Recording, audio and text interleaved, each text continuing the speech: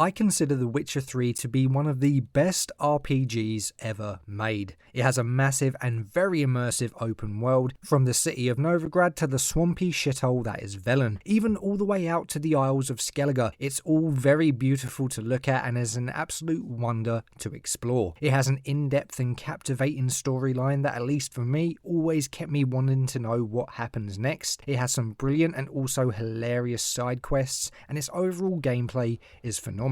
I've played the game many times across many platforms, but I've never actually took on the challenge of obtaining every single trophy or achievement. This is mainly due to the fact that for many, deathmatch difficulty can genuinely feel like a deathmatch, and the fact that this is close to a 100-hour game with just how much there is to do in the game, as well as a slew of missable trophies that come along with it, most of which are incredibly easy to miss and usually comes down to certain dialogue choices, completing certain quests, and of course, who can forget the trophy for having to collect every single Gwent card in the game, which is very easily missed. Well, in today's video that changes, as I recently decided to take on the challenge of earning every single trophy in The Witcher 3 all in a single playthrough, DLC included, but the DLC will come in a later video, as again this is a very long game and having the main game and the DLC all in one video would make it well over a few hours long. Now, going into this, I had no idea what to really expect. Yeah, I've played the game many times, but as I said, I've never took on the challenge of earning every single trophy, and I've never played the game on deathmatch difficulty, so I genuinely had no clue how I was going to find this playthrough. But after over 100 hours, I can confidently say I had a hell of a lot of fun, and the challenge of deathmatch actually made the whole thing feel that much more rewarding. Before we actually get into the video, I do want to mention that I did play the PS5 edition for a little bit back at the beginning of 2023 and originally had no plan to make a video on it. It was just going to be something that I played for me. Then for some reason I put the game down and didn't return until almost a year later, so that is why we now do have a video. But for the short amount of time I did play it back in 2023, I did earn a total of 3 trophies, 2 of them being combat related and 1 of them being story related. But with that out of the way, let's get into the video and this absolutely fantastic game.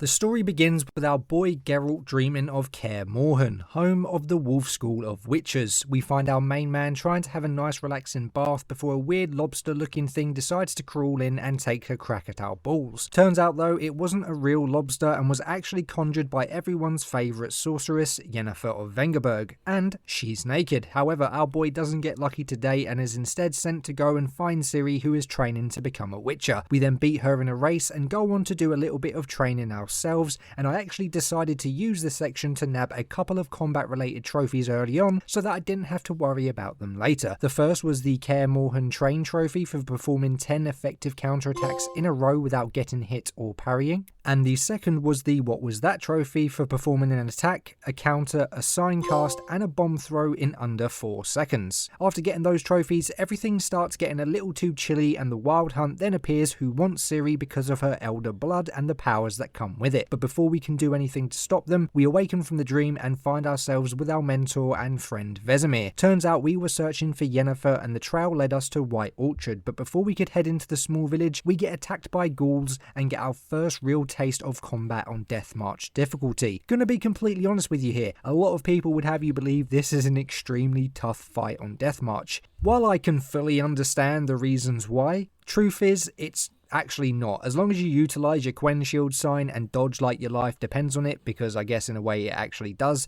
beating these ghouls are pretty easy. Once we reached the village, our first port of call was the pub to knock back a couple of pints and get information on Yennefer's whereabouts, which we find out thanks to this humble merchant that she was last seen headed towards a local Nilfgaardian garrison. But before we set off, we had one more important thing to take care of. You strike me as a man of the world. Are you familiar with Gwent? No, and I don't have time to learn. But the rules are quite simple. Come, let's play.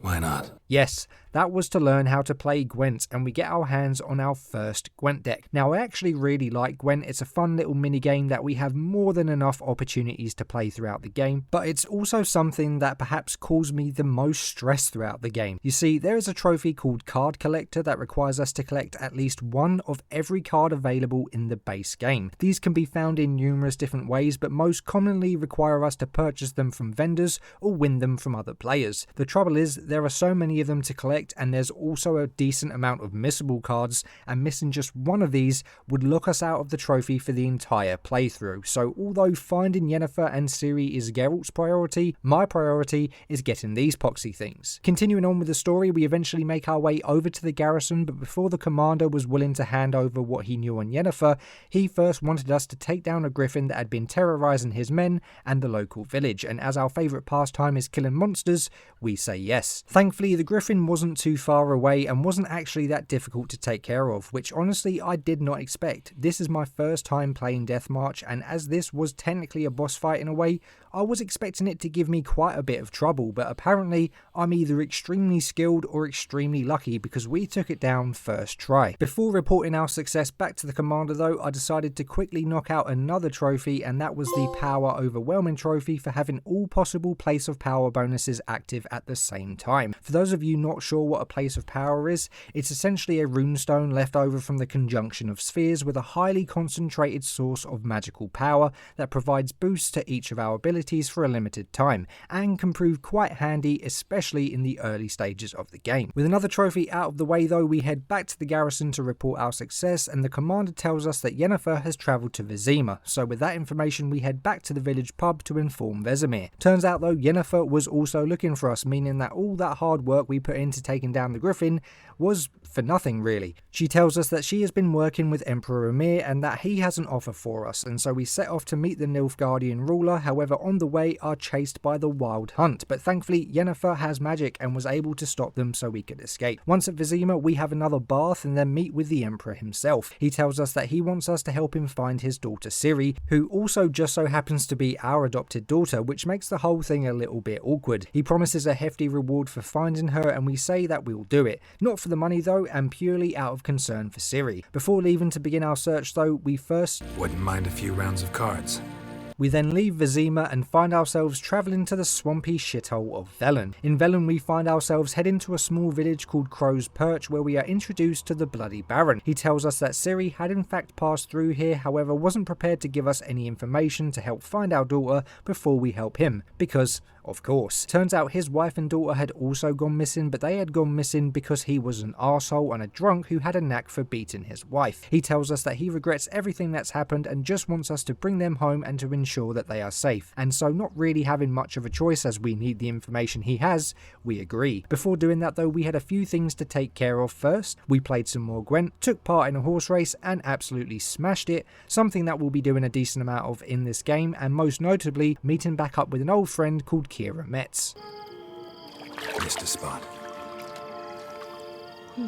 Where?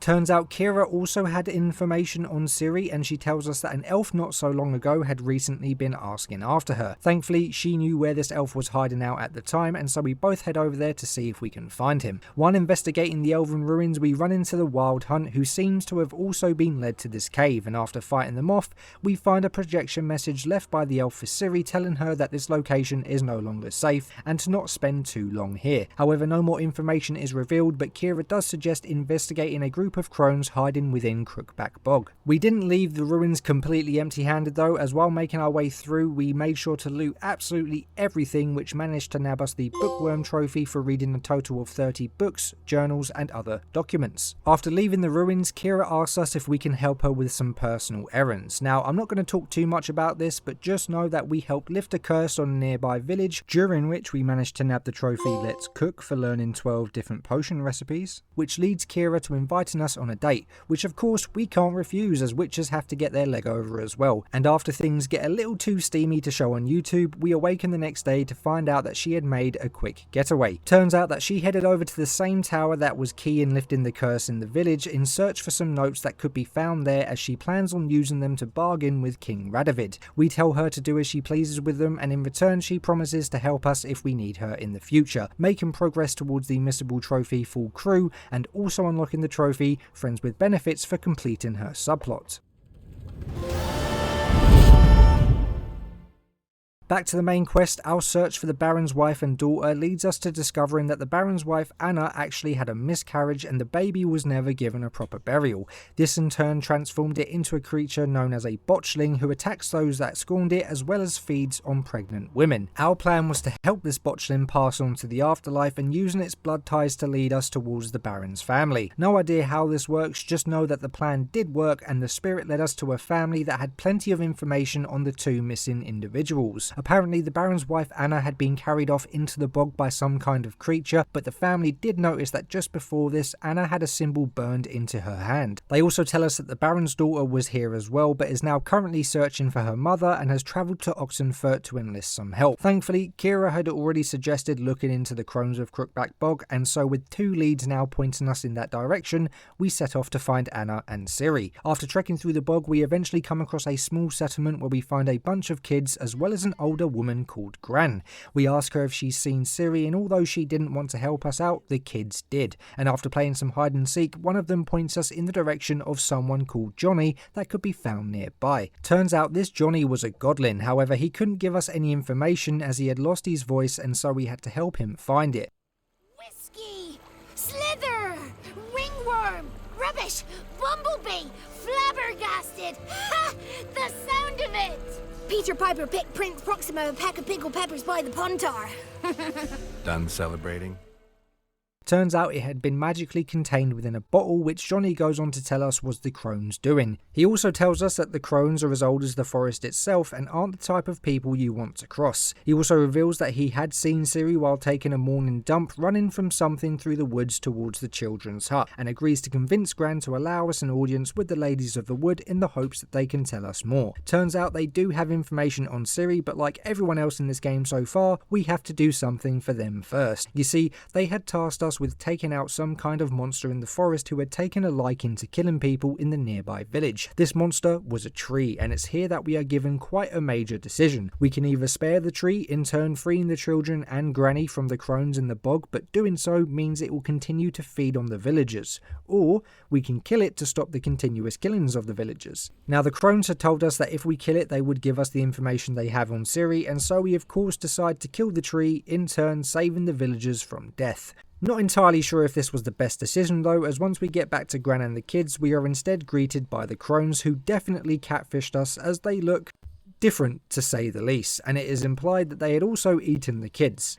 Yeah, what the actual fuck. We also come to find out that Gran is actually the Baron's wife and was under the control of the Crones. However, there was nothing that we could do for her just yet. Even though these creatures were actually diabolical, they did keep their word and told us that Ciri had managed to escape getting eaten by them and had run off towards the Baron's keep, which we already knew, so again, all of this was just a massive waste of time that ended up in a bunch of kids getting eaten. Nice job, Geralt. Midday already.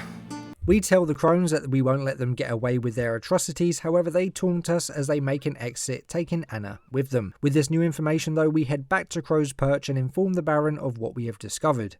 But first... In the mood for a round of Gwent? I'm always in the mood for Gwent.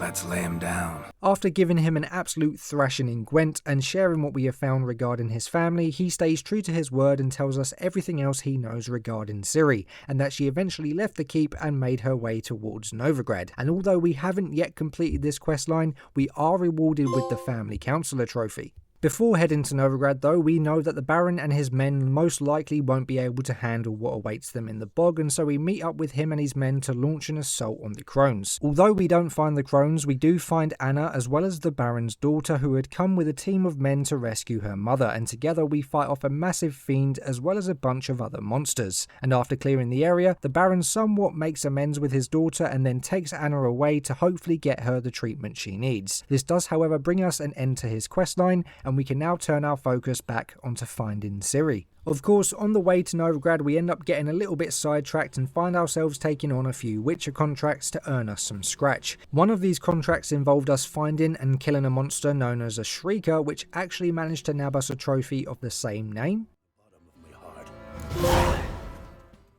And we also managed to unlock another combat related trophy, that being the triple threat trophy for killing 3 opponents in one fight using 3 different methods. We eventually make it to the great city of Novigrad, and it really was great, mainly because it wasn't a shithole. Although in every great city there are not so great people controlling it, with one of these groups essentially being racists towards anyone that isn't 100% human. This group is known as the Eternal Fire, and as they were in bed with Radovid, they were allowed to pretty much do whatever they like to whatever they consider to be lesser beings, and as proof of how bad this group was, our first visit to the city of Novigrad had us witnessing a sorceress and a Doppler being burned alive, which only hurts more as they were our friends. Unfortunately, we couldn't do anything to help them though, and so we continue to set out and find Triss. Turns out she was working with someone known as the King of Beggars and was currently running some errands for him. Now Triss, for those of you who don't know, is Geralt's ex. Essentially, Geralt had at some point during the previous games lost his memory, causing him to forget that he was in love with Yennefer, and he ended up falling in love with Triss. Then he got his memory back and parred her off, so I'm sure none of this is going to cause any awkward situations later on in the game. You didn't answer my question.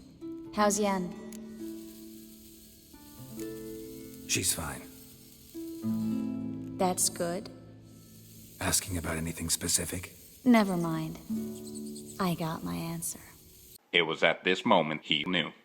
He fucked up. We asked Triss if she had seen Ciri, and although she hadn't, she agrees to help us look for her. In the meantime though, she asks us to help her with a few errands of her own, one of these being catching rats. Now I'm going to be completely honest here, there is an absolute ton of stuff that we have to do in Novigrad quest wise, so I'm not going to go into an extreme amount of detail for all of it, otherwise we would be here for quite some time. But I will quickly brush over everything that's important in relation to the story. So after helping Triss, she points us in the direction of a dream interpreter, also known as an Aneromancer, who may have more answers, and after saving her from a mischievous godlin, she induces a dream where it is revealed that Dandelion had been imprisoned, and so after running a few more errands for everyone else, one of these being a contract on a Doppler that nabs us another trophy,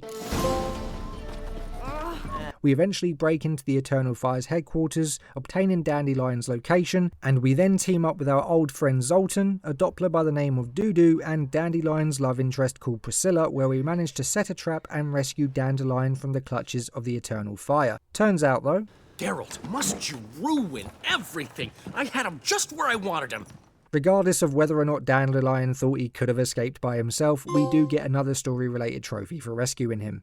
Dandelion then tells us what happened during his time with Ciri. He reveals that they had been on the run from a crime lord called Whoreson Jr., but she had vanished just when they had come to a dead end, leaving Dandelion to get captured. He explains that she had gone to Whoreson in order to get help in repairing a device known as a phylactery, which she said was needed to help lift a curse, although she never mentioned who was cursed. But she did keep repeating the words of the curse, which may come in use later on. With no sign of Ciri though, we decide our next stop would be the Skellige Isles to team up with Yen, who had believed to have found signs of Ciri being on one of the islands. However, before we get to Skellige, let's talk about some of the other things that we did in Novigrad first, as a lot of it is essential for missable trophies that we can obtain later in the game. So while progressing through the main quest, we also found ourselves taking part in a few other subplots, most notably revolving around helping Triss and some of the crime lords of Novigrad. One of these crime lords being Sigmund Dijkstra, who we once had a disagreement with and ended up in him getting a broken ankle on our behalf. We beat him in Gwent and he requested our help in locating some treasure that was stolen from him, which we soon find out Ciri had stolen as payment for the phylactery that Whoreson Jr. said he could repair. She never brought him the payment though, and so he took it upon himself to take Dudu hostage and beat him when he got bored until Ciri had come and rescued him. We avoid telling Siggy about Ciri's involvement though, and instead gave him a key to a vault that we liberated off of Menga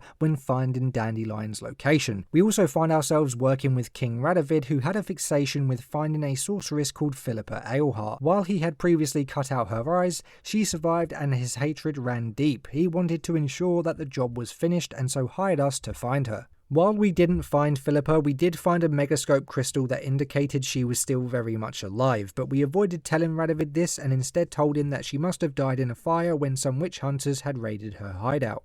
Vernon Roche was also another man that we had helped here, although the most notable thing that we done for him was help him rescue one of his soldiers called Vez that had decided to attack a Nilfgaardian camp all on her own. And finally, but perhaps most importantly, we helped Triss rescue the mages hiding out in Novigrad and assisted them in escaping the city. I really like this questline because we actually got to have a little break from all the killing and attended a party hosted by a well-off family called the Vegelbuds, who were also assisting Triss in her grand plan. But we wasn't there to party. We took this opportunity to play more Gwent, where we managed to nab the Geralt and Friends trophy for winning a round of Gwent using only neutral cards, and where we also had the opportunity to kiss Triss, because Geralt is a dirty dog and he can't help himself when it comes to the ladies.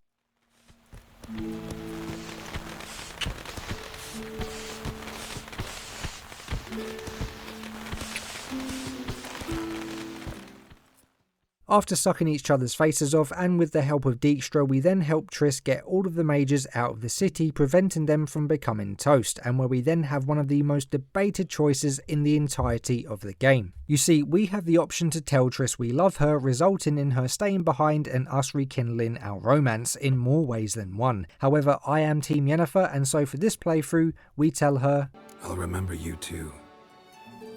Always with a smile. Miss Marigold! Coming! Take care, and give Ciri a kiss from me once you find her.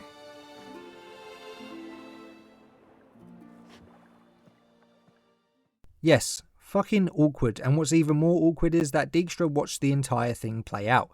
Yikes. She will still help us later on in the game when we need her though, so regardless of the romantic outcome, it's still a win in my book. Dijkstra then casually brings up his plan to murder King Radovid and asks for our help in doing so, however that quest will come a little bit later on. Now you may have noticed the distinct lack of trophies for completing any quest during this section, but don't be alarmed as we did manage to unlock a few miscellaneous trophies. The first being the Can't Touch This trophy for killing 5 enemies in a fight without taking damage and without using Quen, which these rats down in the sewers helped me get pretty damn easily, and because we are an absolute loot goblin we managed to find out the formulae for 6 different bomb types, nabbing us the Bombardier trophy. With everything in Novigrad and its surrounding areas for the most part done for the time being, it was finally time to head to Skellige, and after paying a hefty 1,000 smackaroons, we set sail. Unfortunately, our travels across the sea wasn't the fairest and our ship ends up getting attacked by a group of pirates, causing the ship to go down. It wasn't all bad though, as a few hours later we awakened on the shore of one of the Skellige Isles and even managed to get our gold back from the now dead ship captain.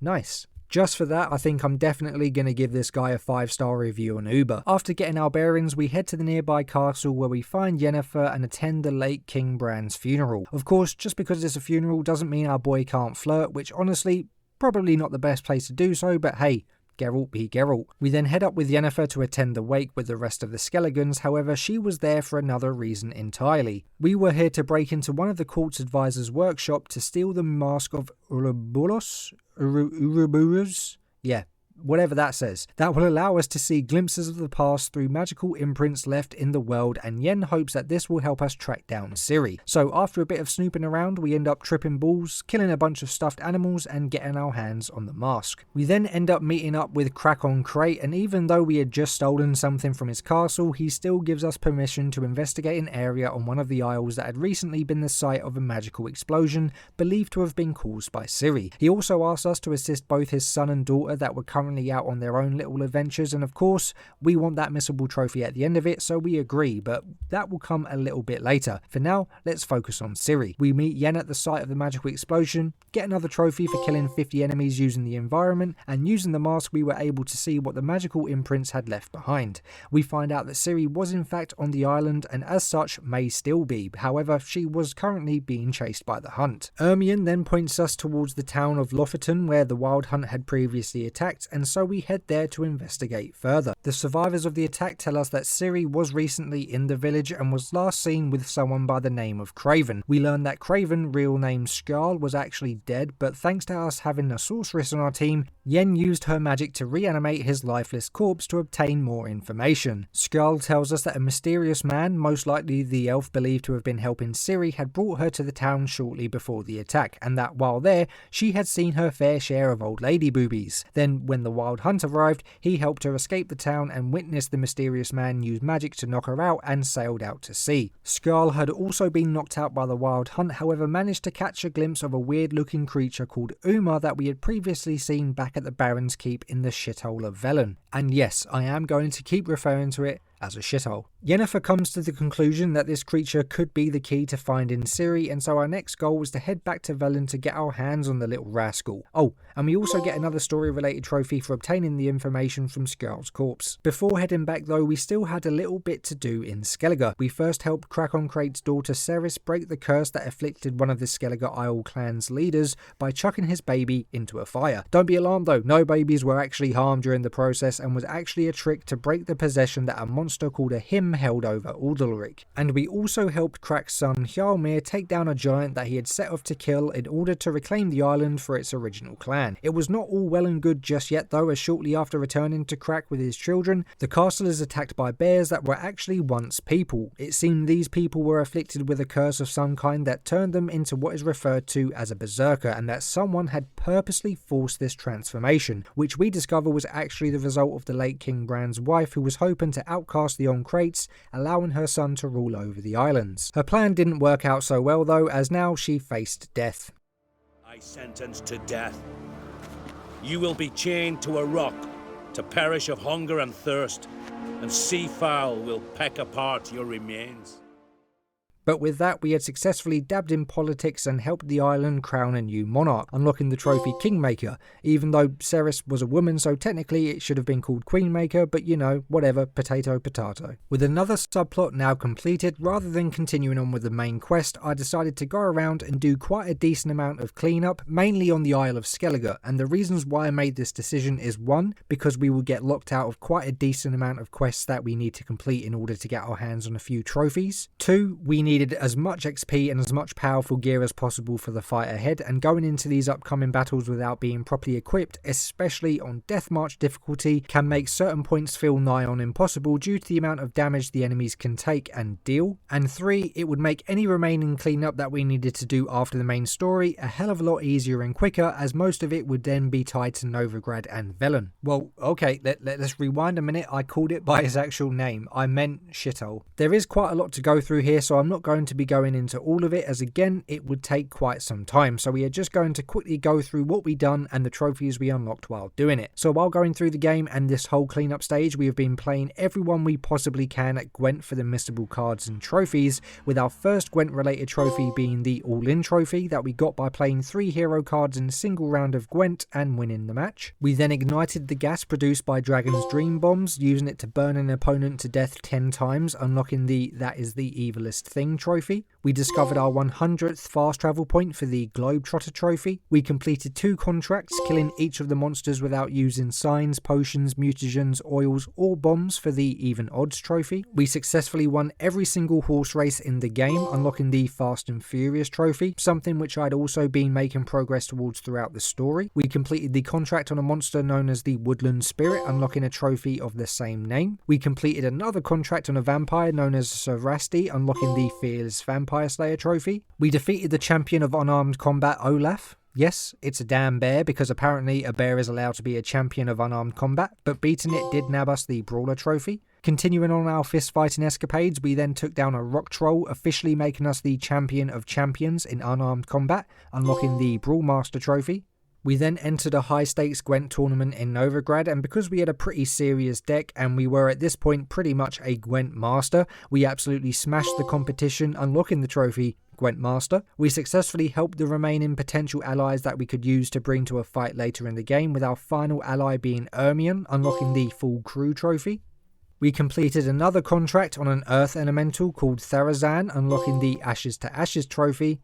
And we finally went around destroying all of the remaining monster nests in Skellige, unlocking both the Fire in the Hole trophy for destroying 10 nests using bombs, as well as the Pest Control trophy for destroying all nests in the region. And so, with quite a decent amount of cleanup now out of the way and a lot of XP earned, I turned my focus back onto the main quest line. Now, even though this next quest technically isn't a main quest, I consider it one, as realistically, nearly everybody's main quest in life is to find the love of their life, and that extends to our boy Geralt. Geralt. For this quest, Yennefer had asked for our assistance in finding something known as a djinn, but she didn't want to just hunt down a djinn for its power. You see, many years ago, Geralt had made his last wish with a djinn, and his wish was that him and Yennefer would be bound together forever. Sounds like true love, right? Well, Yennefer didn't think so, and she wanted us to ask the djinn to take that wish back to see if our connection truly was based on love or was just the work of a djinn. Kinda pissed if that was the case, as we had friend-zoned Triss earlier in the game, but regardless, we agreed to help. Of course, we couldn't just rub a lamp and ask the djinn to take back the wish, we needed to best it in combat, and I'm gonna be honest, this was perhaps one of the most annoying fights in the entire game so far. The djinn was extremely powerful and absolutely demolished my health with every attack. Seriously, I never found myself running away as much as I did in this fight, but in the end, we were able to take the djinn down and forced it to remove the spell that binds Geralt and Yennefer together. Turns out this whole fight was for nothing though, as even though our eternal bond was allegedly broken, she still loved us and we still loved her. I love you, Yen. And I love you. So now with all of that out of the way and our love life still intact, we could press on with the main story. We head back to the shithole, pick up Uma, and then travel to Kaer Morhen to meet with Yen and the other witches. Yennefer comes to the conclusion that this creature may actually be a person that had been cursed, but breaking the curse wouldn't be so easy. You see, this creature would need to undergo the Trial of Grasses, which is essentially the extremely painful procedure the witches go through in order to become witches, and to top it off, the procedure may not even work and may just end up killing Uma instead, but Yen, being the stone cold witch that she is, doesn't give a damn and we proceed with it anyway. But first we give Yennefer a taste of our white wolf. After watching the creature go through an immense amount of pain and almost losing its life in the process, we find out that the trial was actually a success and we were able to remove the curse afflicting Uma, which does in fact reveal a person that was trapped inside its body, which Geralt recognises to be an elven sage called Avalark, the same elf that had been helping Ciri throughout the game. Avalark tells us that Ciri is hidden away on the Isle of Mists in order to prevent the Wild Hunt from finding her. However, she was no longer safe there and it was only a matter of time before the hunt would show up, and so we waste no time in heading back to Skellige to find this misty island. Once we get to the island, we witness a dwarf fall to his death and then find his brothers who were sharing a cabin with Ciri. However, it became immediately apparent that Ciri had seen much better days.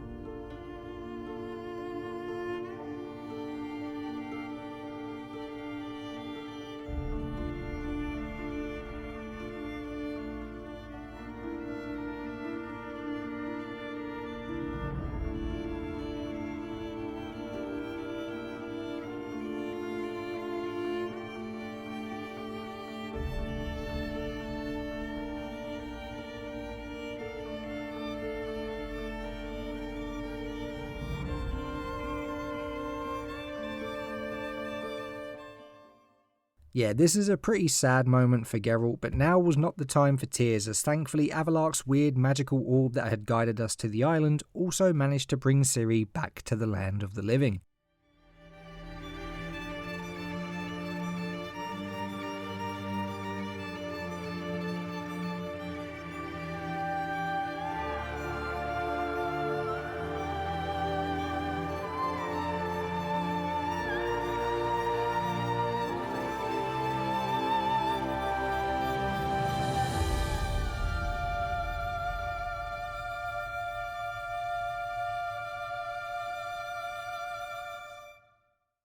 We then sit by the fire and have a little catch up before making a move. Ciri reveals to us that the Wild Hunt are hunting her because they want her powers.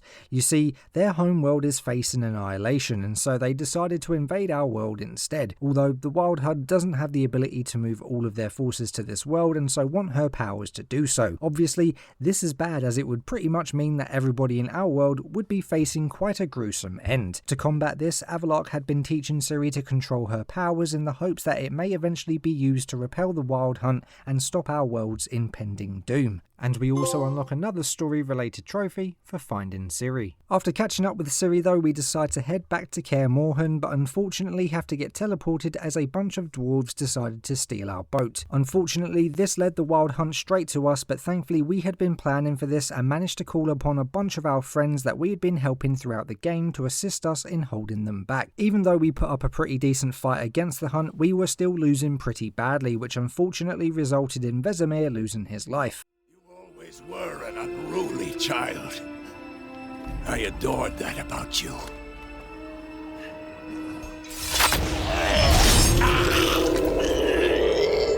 Now fly!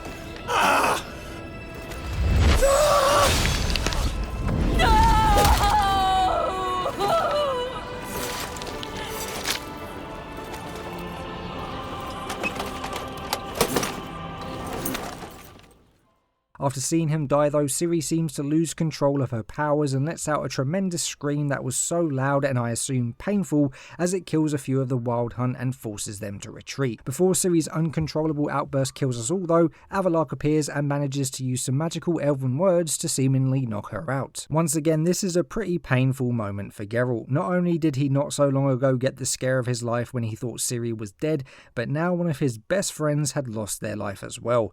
I'm not crying. You are. We then hold a funeral for our good friend and say our tearful goodbyes, allowing him to finally get the rest he deserves. Even though we had repelled the Hunt and lost a good friend in the process, the fight against the Hunt must continue. Yennefer and Avallac'h decides that in order to even stand a chance against them, we must get more help. More specifically, help from the Lodge of Sorceresses, as we was going to need as much magic as we could get. Even though we were against asking the Lodge for help, we reluctantly agree as we are a simp for Yen and we will agree to anything she says. Yen and Triss then decide to set out to find and contact the Lodge, and we tell them that we will meet them in Novigrad shortly. But first, we cheer Ciri up by having a snowball fight, which of course we won. And then the next day, Ciri decides she wants to avenge Vesemir and head back to the shithole of Velen. You see, the crones of Crookback Bog would be holding their Witch's Sabbath at Bald Mountain, where their guest of honour is the absolute arsehole that took Vesemir's life, Ilmarith. Of course, we want to get our revenge, and so we travel back to the You thought I was going to say it, didn't you? We eventually reach Bald Mountain with Ciri, and while there decide that not only does Ilmarith have to die, but so do the crones. Of course, we both want that sweet, sweet revenge on Ilmarith, so instead we invoke an age-old tradition in order to decide who kills who.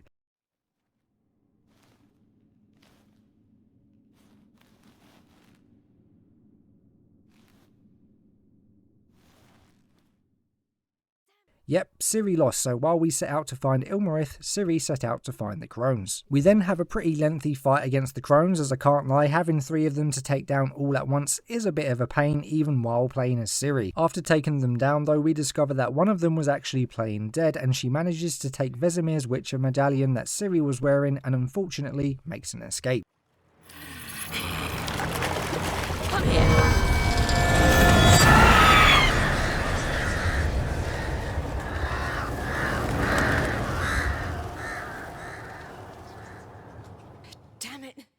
While all that is happening though, Geralt is facing off with Ilmarith. Honestly, the fight itself wasn't too bad. Granted, he hits pretty hard, but his moveset is quite slow and very easy to predict. Of course, apart from the times you don't predict it. Obviously, we managed to take Ilmarith down and get one of the most satisfying kills in The Witcher 3.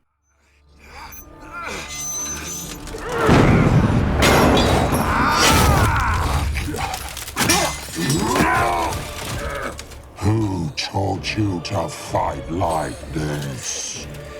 The Witcher you slew.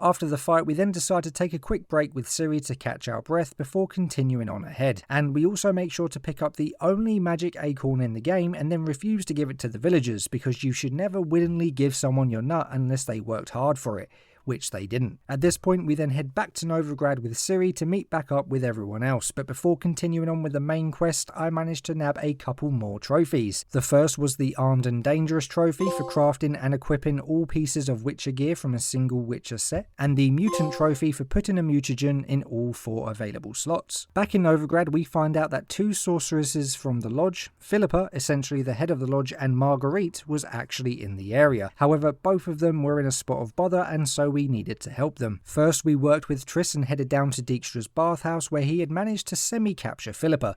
I say semi-capture because although he brought his old flame there, she was the one giving him a hard time. But thankfully, Philippa is blind and we are not, and so after taking out her mind-controlled lackeys and backing her into a dead end, we took a casual stroll up to her and managed to subdue her. And then we meet up with Yennefer and help break Marguerite out of prison after she had been captured by some witch hunters. After saving both of them, they say that they will assist us in the fight ahead and that we are to meet them back at Dandelion's Inn. Before heading back though, we first had to meet back up with Dijkstra and his crew. So if you remember earlier, before heading to Skellige, Dijkstra asked us for help in killing King Radovid, and now we finally get the chance to do so. Now this is a pretty important choice in the game, as taking out King Radovid essentially ensures that the Nilfgaardians and Emir win the ongoing war. While I actually dislike both of them, Radovid is a racist, and he's treated us like shit despite our efforts earlier, so for me, this was an easy choice. We managed to lure Radovid to an area in Novigrad where we were able to fight through his army while watching him run away like a little girl. We unfortunately don't get the killing blow though, and instead Philippa gets her long-awaited revenge,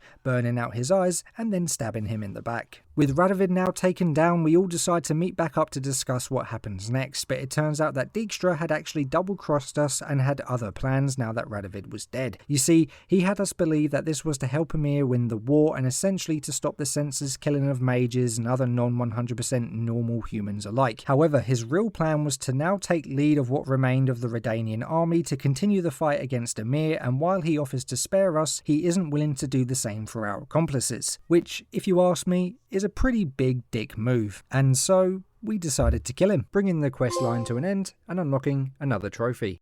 We head back to the inn where we find Avalark, and he tells us that with our success in taking down Ilmarith, we had actually dealt a massive blow to Eredin and the Wild Hunt, and as such has devised a plan to deal an even bigger blow. You see, one of Eredin's generals, Gels, was once a devoted follower of his king, but what he didn't know is that Eredin was the one who had poisoned him, and so the hope was that we could travel to his homeworld of Tir Nalia and convince Gels to turn his back on Eredin and betray him. We of course need every advantage we can get, and so we agree to help. We then find ourselves travelling through space and time to many different worlds, which honestly I would have loved for CD Projekt Red to have revisited and done something with, as there is truly some massive potential here, and even though we only get to see them for a brief amount of time, I genuinely enjoyed visiting each of them. Eventually though, we reach Tir Nalia and find Gels, which again I wish they did something more with this world, as it looks absolutely bloody gorgeous. We tell him of Eredin's dirty deeds, but of course he isn't willing to just take what we say at face value. Luckily, we have a dream interpreter to show him the proof, as apparently the dreams don't lie. So with that, we take him back to Novigrad and have the dream lady show him the truth.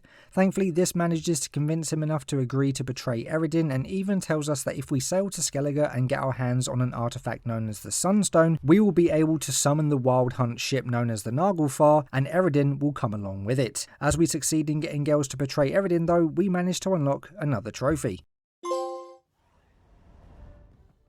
Continuing on, we then help Ciri with a few personal errands and then get informed that Philippa and the other sorcerers of the lodge want to talk to her. We tell Ciri to go in and talk to them by herself, as we didn't want her to look like she needed someone to hold her hand, but of course me and Yennefer act like the typical worried parents and try and spy on the conversation, which was honestly absolutely hilarious.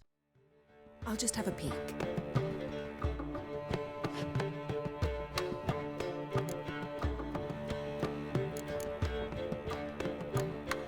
Finally, thought Thought you wouldn't do it, didn't have the gall. What do you see? Philippa pontificating. Ciri pacing wall to wall. She stopped. She's saying something.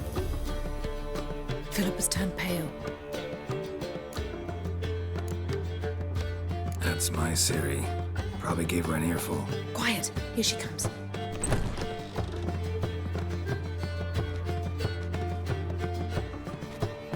So? You were eavesdropping? Yes. After Ciri's talk with the Lodge, it was now time to lure the hunt to Skellige and to launch our final attack. Back in Skellige, with the help of Philippa, we made our way through some ancient ruins, and after dealing with the oogly booglies inside, we get our hands on the Sunstone. While everyone prepares for the fight ahead, Ciri asked me and Yennefer to assist her with something that's been bothering her and us. You see, while Avallac'h has been helping her, we still don't actually know the full reason as to why, and so we decide to head to his hideout to try and find some incriminating evidence against him. While we don't necessarily find anything indicating any evil motives, we do find an elven woman who was honestly a bit of a bitch, and so that's why we decided to absolutely trash the place. Even the stern woman that Yennefer is got involved. Finally, before heading back to meet with everyone else, we then help Ciri once more by heading back to the village of Lofoten, where we give Skjarl a proper burial, and of course we 100% avoid telling her that Yennefer had reanimated his corpse. This though now brings us to our final main quest of the game, and it was time to fight the Wild Hunt and take down Eredin once and for all. We meet with Emir, where he agrees to help us in our fight against the Hunt and managed to get him to release Fringilla Vigo, the final sorceress that the Lodge needed. And then after taking our positions, we have Avallac'h use the Sunstone to bring the Wild Hunt to us.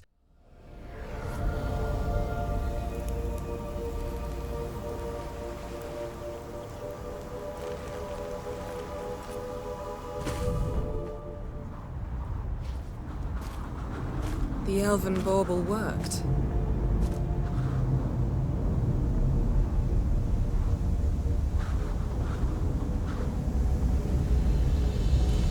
They approach.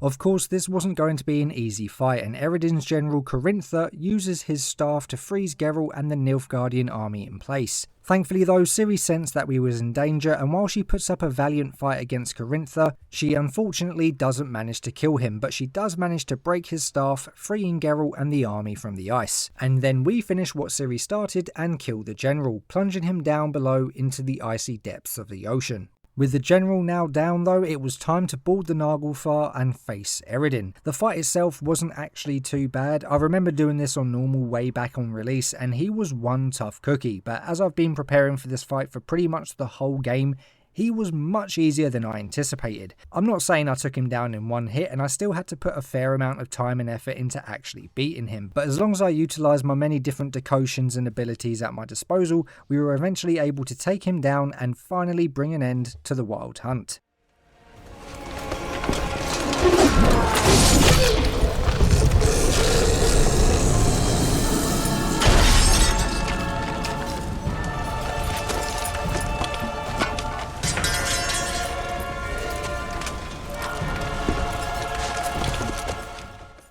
In his dying words though, he tells us that Avallac'h had actually tricked us both, and while we were fighting against each other, he had made off with Ciri. We then get ambushed by some of the monsters of the Wild Hunt, but thankfully Yennefer saves us and we get a trophy for killing Eredin. After escaping, it seems like Eredin might have been right after all, as all of a sudden we witness the gate between worlds open, and so of course we rush over towards the magical tower and confront Avallac'h. Once we get there though, we discover that Ciri actually wanted to help Avallac'h and enter the gate between worlds in order to prevent something known as the White Frost, which is essentially an end of the world event that would destroy not just life on our world, but every other world in existence, and that if she didn't stop it, everything that we had fought for essentially would be for nothing, and that the prophecy says swears that only a child of the Elder Blood would be able to stop it, and as she does have that magical blood coursing through her veins, she is the world's only hope. We are then given a choice that plays quite a big role in what type of ending we get, and as we have spent the majority of the game going for what is considered the good ending by supporting Ciri in her decisions instead of doubting her, we reluctantly agree to let her enter the portal to complete her quest. To me. Please, not now. Geralt, believe me. A tavern, old wine, our boots drying by the fire. I'd like nothing better. But I can't. I must try. For you, Yen, Triss, for everyone. Keep your fingers crossed.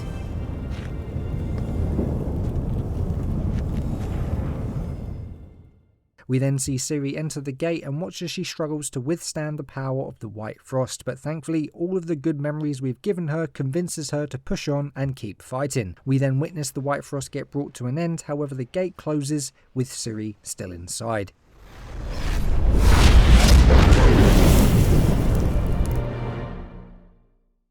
We then fast forward to 2 weeks later where we find Geralt at the Emperor's Palace in Vizima and we break the news to the Emperor of Ciri's death. He takes it better than we expect though, and he doesn't immediately order our head to be cut off, but he does tell us that he doesn't wish to see us ever again, which is perfectly fine in my book. Turns out though, Ciri never actually died and had managed to survive the White Frost and asked us to tell the Emperor that she was dead so that he wouldn't go looking for her.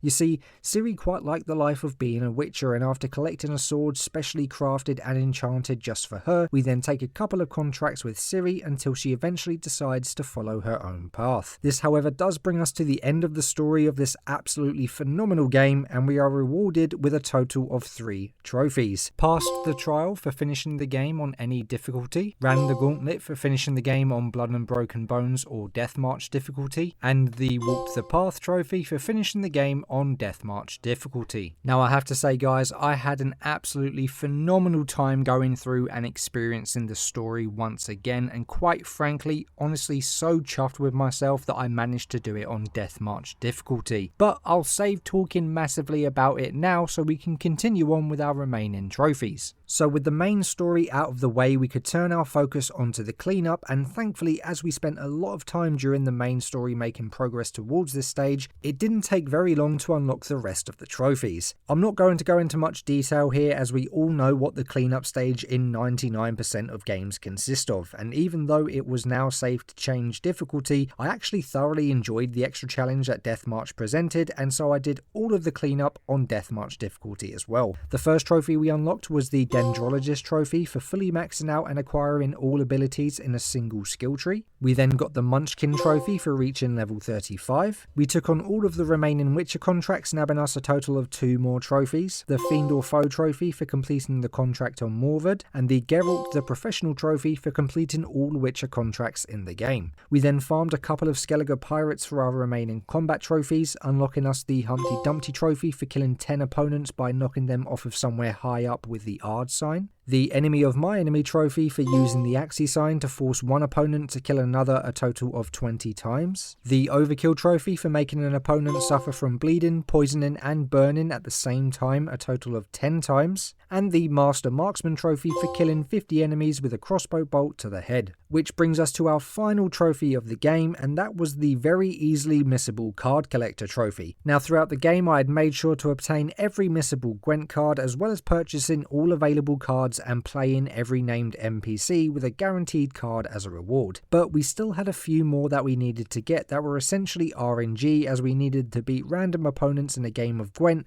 and just hope that we got a card we didn't have as a reward. Although it didn't take as long as I thought it would, as usually anything RNG usually gives me a tough time, but thankfully it only took us roughly an hour to obtain the remaining few cards that we needed. And of course getting our last one nabbed us our final trophy of the game, Card Collector, as well as the Limits of the Possible Platinum trophy. Yes boys, Limits of the Possible. The Platinum trophy for Witcher 3, oh my god, we've finally done it. Think it may be time for a celebration, Fap. Yeah, as you could probably tell, I was pretty damn happy with what I had just accomplished. But of course, with that being the Platinum Trophy, this does bring us to the end of the video, and of course, I'd like to share my thoughts on the experience as a whole. So, in terms of the story, as I said at the beginning of the video and after completing the story, I honestly thoroughly enjoyed it. Bearing in mind, this is coming from someone who has played through the game a fair amount of times, and it's actually amazing that I can still revisit it and fall in love with it all over again. It truly makes me feel almost as if I'm playing through it again for the very first time every time I play it, and believe me, there are not many games out there that can keep delivering that same feeling as The Witcher 3 can. The story is huge, it's detailed, it's immersive, it makes you actually feel invested. You can truly tell a massive amount of time and care was put into making the story as good as it could possibly be, and genuinely, you'll be quite hard pressed, especially nowadays, to find a game that can deliver this as much as The Witcher 3. The world and all of the locations it offers players to freely explore are honestly beautiful. Yes, even the shithole of Velen. There is not a single location that feels out of place and feels like everything that you can find has, or at least once did, have a purpose in the world. The combat is very enjoyable, although very cheesable thanks to being able to pretty much dodge every attack in the game, but even still it presents a good enough challenge for players to not get bored of it. The addition of the different signs, decotions and potions that we can use truly add a depth to the combat that a lot of games try to do, but for the most part never actually manage to truly achieve. Every sign has its purpose in different fights, every decoction and potion provides useful benefits for taking down different monsters and non-monsters alike, should you take the time to invest in gathering the materials and ingredients that you need to craft them. And when playing on Deathmarch, these come in handy all the time, especially against some of the tougher beings that you can find. The trophy list itself, along with the plethora of missable trophies, truly makes you pay attention to choices you make throughout the game, and in The Witcher 3's case, I actually fully welcome the added challenge. In my opinion, there's honestly not really much negative I can say about the game, in case you couldn't tell. I genuinely loved all of it. The 100 plus hours I spent playing through the story and the DLC usually would be something I dread, but I actually really didn't and would quite happily take on the challenge again in the future. Deathmarch added an extra challenge I'd never taken on in any of my playthroughs, which again is usually something that I would dread, but not with this game. I mean, the fact that I had the option of changing difficulty after the main story but didn't should tell you all you need to know regarding that. The Witcher 3 is truly a masterpiece of a game, and I would encourage anyone to give this game a shot and even get the platinum, as I truly believe you'll struggle to be disappointed. Of course, I have completed the game's DLC, and while I haven't covered it in this video, videos on those will be coming out eventually. The only reason I never included them in this video is that it would have made the video a good few hours long, and I appreciate not everyone has even an hour to spare at the best of times, so having a possible 2 hour plus long video was something I decided against. But hopefully you guys will enjoy either the video or videos coming out in the future covering the DLC. But with that being said, this does bring us to the end of the video. If you guys enjoyed the video, then a like and share would be massively appreciated. Make sure to leave your thoughts on The Witcher 3 down in the comments below. I love reading the comments, and for the most part try to respond to as many as I can. And if you've made it this far and you haven't already,